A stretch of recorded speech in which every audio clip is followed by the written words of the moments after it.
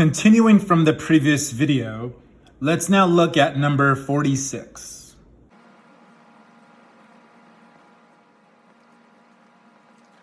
They want to know the radius of convergence, the interval of convergence, where it converges absolutely, and where the series converges conditionally.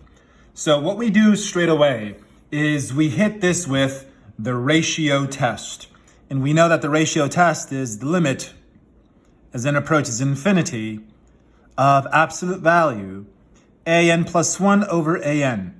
So let's build this over here.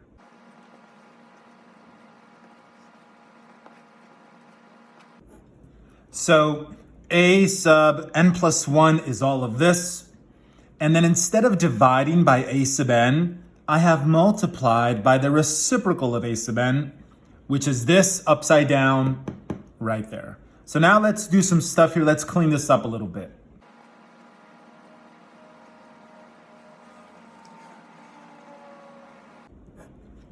So I distributed the exponents and simplified. I simplified this and this stayed the same. Now let's do a couple more little movements here.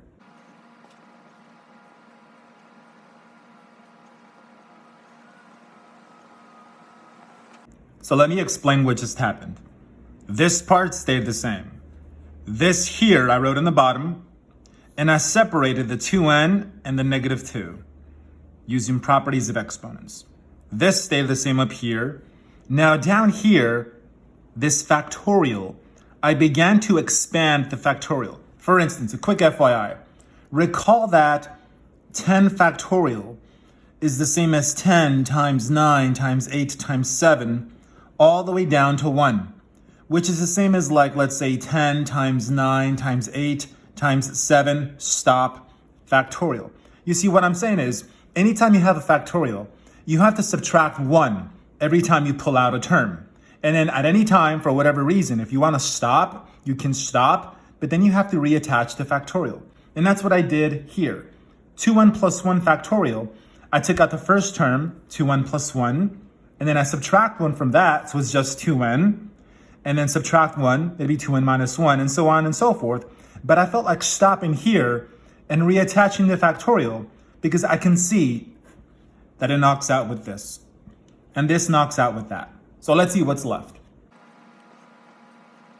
So I brought this term to the numerator, and I made the exponent positive, and these pieces are in the bottom.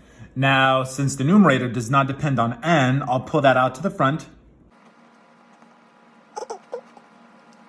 Now let's see what we have. That stays the same, but here the limit as n approaches infinity of this. So as n approaches infinity, n is getting big. The numerator is just 1, and the bottom is infinity times infinity, which is infinity. So you have 1 over infinity, which is 1 over a huge number, which is just 0. And 0 times pretty much whatever that is, it's just going to be 0. So we apply the ratio test, and we're always told to take the ratio test and to set it or to force it to be less than 1, which is what we did in the previous video. But the problem was that in the previous video, we did not get 0. We got something else. And so we solved. Like I think in the previous problem, we had something like this, right? We had something with actual x's, where x was from here to here.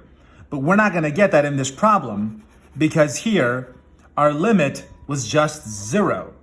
And 0 is always less than 1. Here for this problem, all x values, all of them, all the x values work. They're all welcome. It's not like you can only use x's between -7 and -1.